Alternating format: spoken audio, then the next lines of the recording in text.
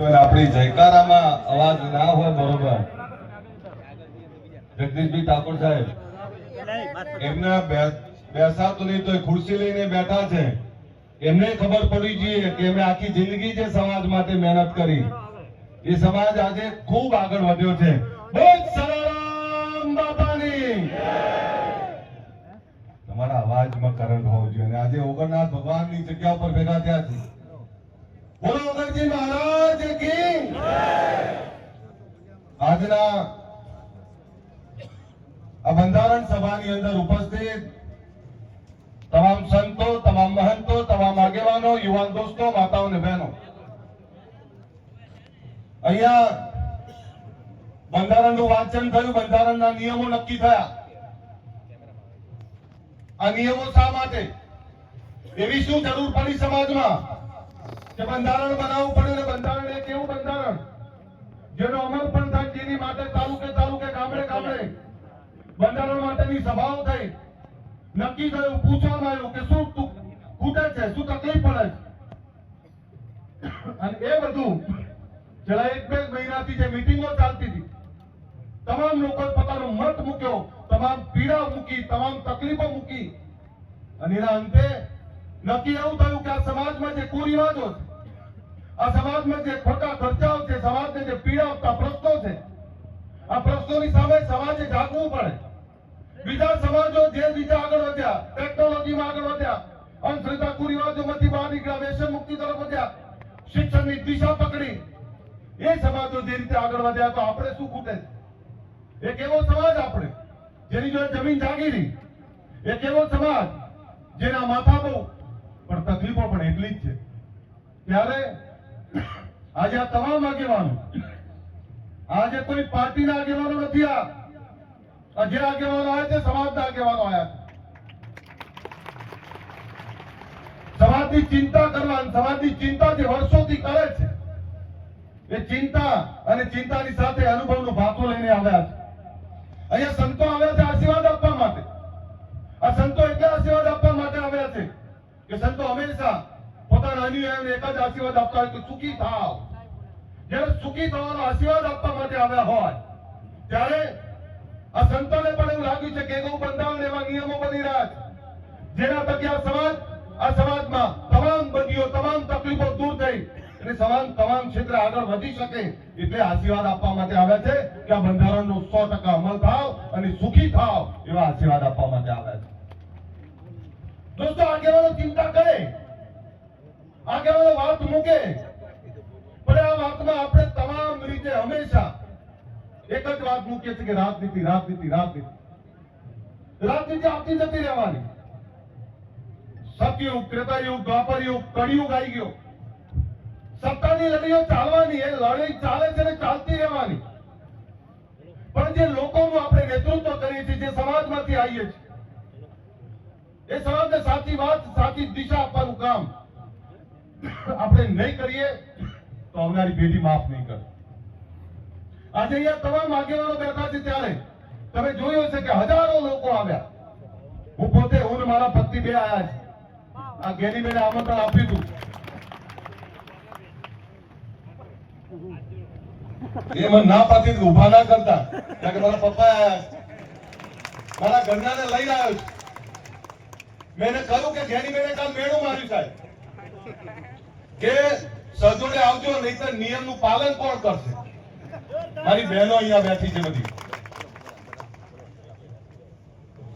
સાહેબ, બંધારણ બન્યું, બંધારણ બન્યું અને બંધારણનો અમલવારી આપણે કરવી જ પડે. પણ આમાં 2 સૂચનો છે મારા. મને સૌથી સારી જો એક બાબત લાગી હોય તો તમે વૈશાખ સુદ ને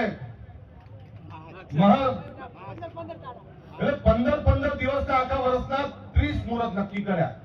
લગ્નની સીઝન 2 હોય અને મા મહિનાનો વૈશાખ.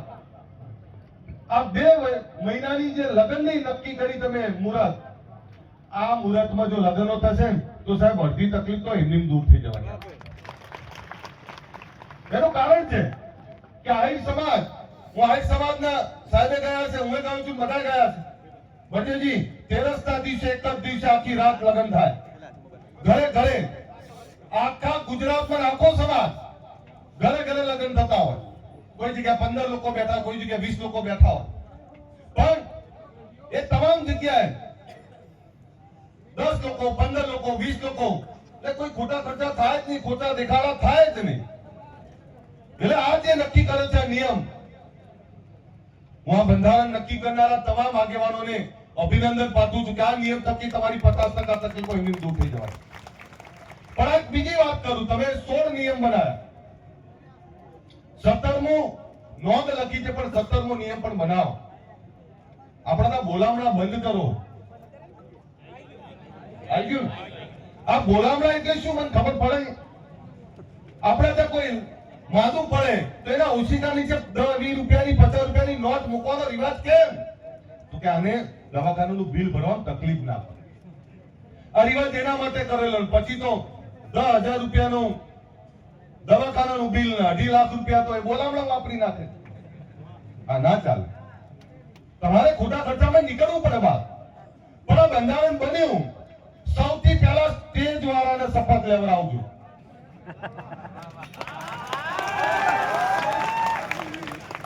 રસ્તામાં આવતો તો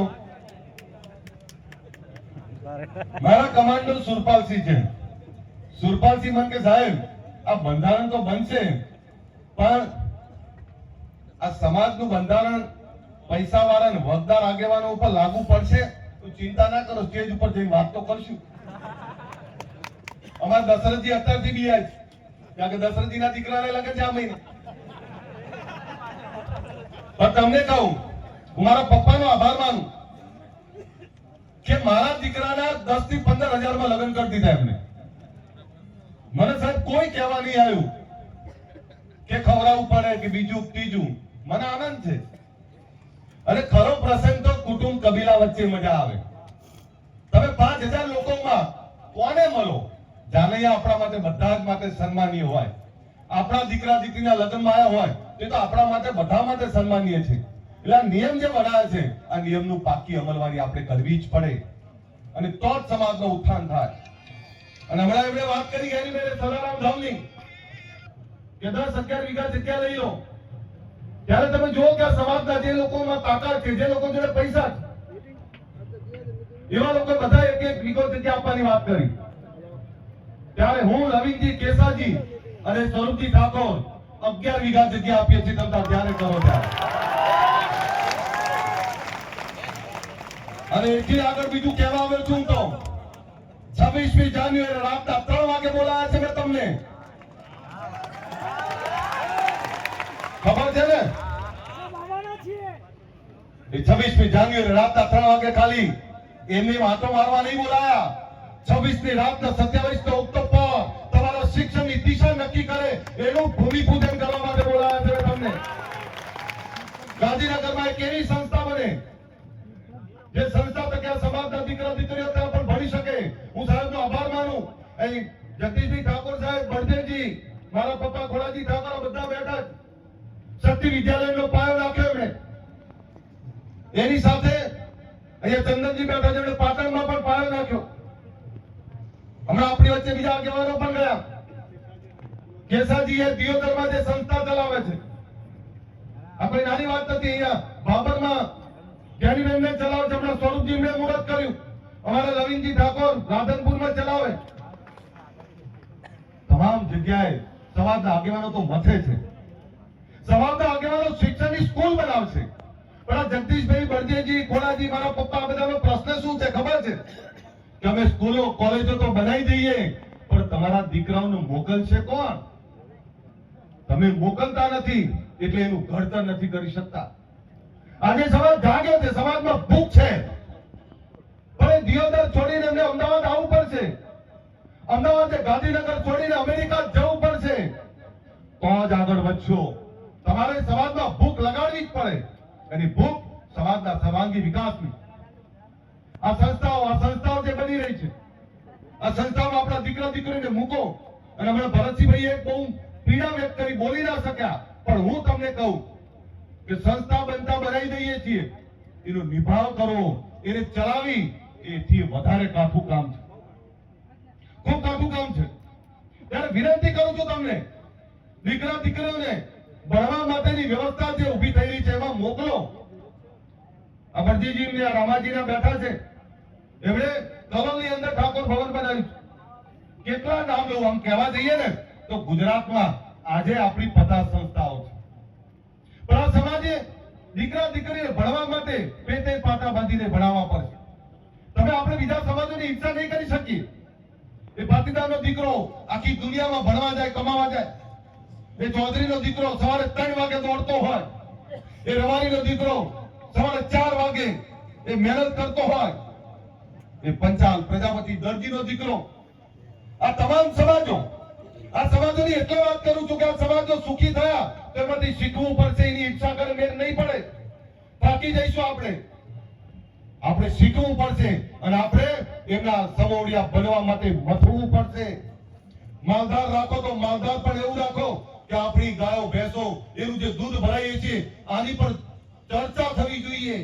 ખેતી કરો તો ખેતીની ચર્ચા થવી જોઈએ, ધંધો કરો તો ધંધાની ચર્ચા થવી જોઈએ. આજે આપણા દીકરા દીકરીને સારું ભણાવો.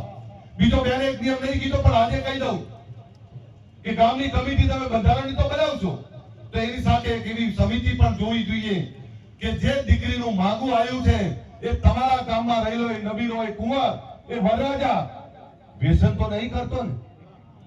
દીકરી જે ગાય જેવી દીકરી, જે લાડકોટથી ઉછરી દીકરી, અને જેને દારૂ પીવો હોય ને જે દારૂ પીને મજા કરવી હોય એને વાંઢા મરી જાવ. બીજી દીકરીઓની જિંદગી ના બગાડો. પણ એક વાત ટકોર તો કરું. હમણાં બેને કહ્યું કે છૂટાછેડા જે ઝાડની નીચે બેન થાય ને એ ઝાડે સુકાઈ જાય. પણ આ સમાજનો આભાર માનું, આ સમાજને વંદન કરું સાહેબ કે આ સમાજનો કોઈ મા બાપ ઘરડા ઘરમાં નહીં હોય અને આ સમાજમાં છૂટાછેડા કરવા હોય ને એટલે લોઢાના ચણા બરોબર છે સાહેબ. આ એ સમાજની વાત કરું છું. સ્ત્રીને સન્માન આપનારા, સ્ત્રીના ઉપાસકો, સ્ત્રીની ચિંતા કરનારા આપણે લોકો. હવે મારી પત્નીએ કહ્યું, હમણાં ચર્ચા ચાલતી એટલે મા બાપની ચર્ચા ચાલી તો દીકરીની ચર્ચા ચાલી એટલે એને એવી વાત કરી કે આપણા સમાજમાં તો દીકરીઓને ખૂબ સાચવે, પત્નીઓને ખૂબ સાચવે. એટલે હમણાં કેસાજી મેં કહ્યું, કેસાજી મેં તમે આ નિયમ બનાયા આધારથી લાગુ પડે ને, આજથી લાગુ પડે ને, જૂનું કઈ નહીં ને. મારા લવ મેરેજ છે પણ ભાગીન નહીં કર્યા મેં. 1997 માં ભાગીન નહીં કર્યા. મારા સાસુ સસરા, મારા મા બાપ અને સવિશેષ મારા પિતાશ્રી બેઠા છે, એમનો આભાર માનું, ઋણી છું એમનો કે 1997 માં કઈ પરિસ્થિતિ હશે અને એ વખતે બે પરિવારોની સંમતિથી અમે લગ્ન કર્યા હતા. સાહેબ તો ત્યાં જ રહે છે નરોડામાં. પણ આપને બે હાથ જોડે વિનંતી કરું છું, આ સમાજ એક કેમ થયો છે ખબર છે? આટલી મોટી સંખ્યા કેમ છે સાહેબ? હું 2 કિલોમીટર ચાલીને આવ્યો. નટુજીને તકલીફ પડી હશે, 1 કિલોમીટર પોણો કલાક થયો. આટલા બધા લોકો કેમ આયા? આ બંધારણની ચિંતા, એ ચિંતા તો ખરી, પણ તોય આટલા બધા લોકો કેમ આયા? એ ખબર છે કેમ આયા? આ સ્ટેજ ઉપર બેઠેલા તમામ રાજકીય આગેવાનો રાજકારણ ભૂલીને સમાજ એક કર્યો છે એની ચિંતા કરવા માટે ભેગા થયા છે. આ એટલે આયા અને એટલે કહું છું કે આપણે ભેગા છીએ તો સમાજ તો બચારો રાહ જોઈને બેઠો છે. સમાજ તાકાતવર છે. સમાજે તમને સિંહ ગર્જના કરવાની તાકાત આપી અને તમે બકરી બની જાઓ તો એમાં સમાજનો શું વાત? સમાજે તાકાત આપી, સમાજે ચિંતા કરીને આટલા મોટી સંખ્યા ભેગા થયા છે. હું કેસાજી, કેમજીભાઈના, મુકેશભાઈના બધા જે કંઈ આયોજન કર્યું છે, જ્ઞાનીબેન બધાય હું અભિનંદન પાઠવું છું કે તમે ખૂબ સરસ આયોજન કર્યું છે, ખૂબ સરસ ચિંતા કરી, એવું બંધારણ બનાવ્યું છે. સાહેબ આના 2 વર્ષ પછી જોજો, જ્યારે અમે વ્યસન મુક્તિની વાત કરતા તો સાહેબ આપણા જ લોકો હસતા હતા અમારા ઉપર. એટલે કેવી રીતે તમે વ્યસન મુક્તિ કરાવશો? આજે સાહેબ આ સમાજમાં 95% થી વધારે વ્યસન મુક્તિ આવી છે. હમણાં કેસાજીએ બહુ સારી વાત કરી કે તમે વ્યસન મુક્તિની વાત તો કરો છો પણ દારૂ પીનારા દવાઈ આવવાનું બંધ થઈ ગયા. અહીં બેઠેલા બધા વ્યસન મુક્ત છે, અહીં બેઠેલા કોઈ વ્યસન નહીં કરતો. પણ મેં કીધું એક બીજી વાત કરવી છે. બેનો પડી કયો ના ખાય ને, માફ કરો, તમે અમારી આબરૂ છો, તંદુરસ્ત પેઢી માટે, આ સમાજના આવનારા ભવિષ્ય માટે બહેનો પડીકી ખાય, સાહેબ આ કેવી શરમજનક બાબત છે. બે હાથ જોડું અને એમના ઘરવાળાને કહું કે તમે મસાલો ખાતા હશો ત્યારે પડીકી ખાવા લાગ્યા, અને તમે બે ખાતા હશો તો દીકરો તો ખાવાના જ છે. એટલે આ પડીકીઓમાંથી બહાર નીકળો. તંદુરસ્ત પેઢી, આવનારું પેઢીને સબળ સક્ષમ જીવન આપવું હોય તો શિક્ષણ, સંસ્કાર, વ્યસન મુક્તિ આ બધું જ જોડે રાખવું પડશે. તમારે ધંધા રોજગારની સારી દિશા નક્કી કરવી હોય તો કેલ્ક્યુલેટ જિંદગી જીવવી પડશે. તમારા રૂપિયાને યોગ્ય મેનેજમેન્ટ કરવું પડશે. હમણાં મેં એ પણ તમને કહું કે જ્યારે 50 વીઘાનો ખેડૂત ખાતેદાર આપણો વર્ષના અંતે બિયારણના પૈસા ઉછીના લેવા જાય ને ત્યારે શરમ આવે. તો પાક તો આપણે એટલો છે, 5 વીઘાના ખેડૂત ખાતેદાર જોડે ઉછીના માંગીએ ત્યારે સમાજની દશા શું થાય. એટલે વિનંતી કરું કે સારી ખેતી કરો, સારું મેનેજમેન્ટ કરો, પૈસાની સારી બચત કરો. પણ આજે જયારે તમે બધા અહીં આવ્યા છો ત્યારે 26 જાન્યુઆરીનું આમંત્રણ આપું છું અને રાતના 3 વાગે એટલે ત્યાં સમાજની એકતાનો પરચો બતાવો છો. આવશો ને બધા? તો બે હાથ ઊંચા રાખીને તાળીઓ પાડો, ખબર પડે. અને ખખડીને પડે તો જ ખબર પડે કે આવવાના છો. ઘણા બધા પૂછ્યું કે રાતના 3 વાગે કેમ? ત્યારે અહીં બધા બેઠેલા આગેવાનોને આમંત્રણ આપું છું અને તમને આમંત્રણ આપું છું. આ સમાજે સમયાંતરે પોતાની એકતાનો, તાકાતનો પરચો બતાવવો જ પડે. આજે જે ઓગણનાથ ભગવાનની અંદર મળ્યા છે, હું બાપજીને વંદન કરું છું કે જ્યારે આપણને જરૂર પડી ત્યારે ઓગણની ભૂમિ આપણા માટે હંમેશા તૈયાર હોય છે અને તમામ રીતે આવકારવા તૈયાર હોય છે. ત્યારે બાપુને હું વંદન કરું છું.